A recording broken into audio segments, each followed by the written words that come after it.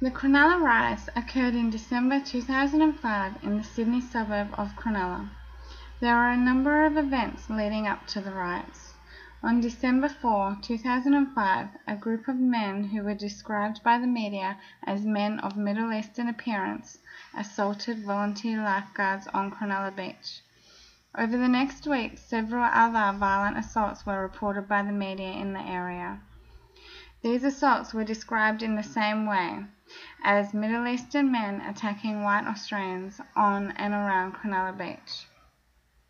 Then on Sunday, December 11, following a number of text messages and emails that were sent around claiming that white Australians needed to take a stand and take back the beach to stop these assaults. By the middle of the day, around 5,000 people had turned out at Cronulla to protest about the recent spate of events which they believed were racial attacks. Things turned ugly when a man of Middle Eastern appearance was spotted down on the beach.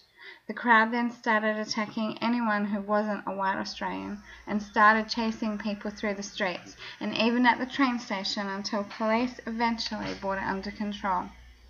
There were a lot of injuries and arrests made on that day.